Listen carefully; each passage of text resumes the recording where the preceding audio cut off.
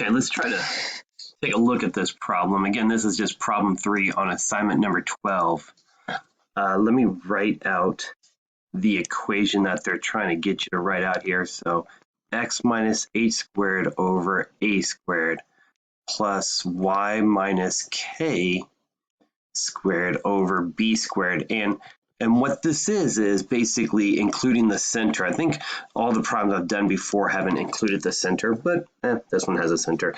So all you need to do is that this h and k is actually the center. So the top of it will be x minus 2 squared. I'll get the a here in a sec.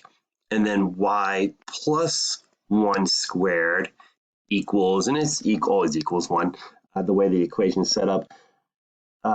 Just remember that the a is how much is it moving left and right, and the b is how much is it moving up and down. Since a is longer, it's going to be a bigger number this way. So what is that, 3 squared? So it's 9. Up and down, it's 1, so it's 1 squared, which is 1. And that should be the equation inside here. They do ask for the foci, so just be careful. Oops, I didn't mean to put that in there. They do ask for the foci, so when they ask for the foci on this, just a sec here, let me see, switch that back. Just remember the equation for the foci.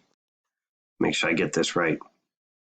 H plus and minus C, and then the K value stays the same. So this one's just has a little bit of work here.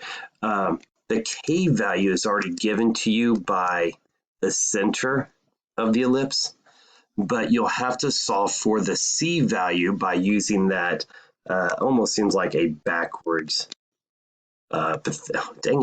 backwards Pythagorean theorem here, a squared, b squared. And then make sure you add h with it. H was 2, wasn't it? So it'd be 2 plus whatever c is, and then 2 minus whatever c is. And you'd have to solve that out. See if that works. Thanks.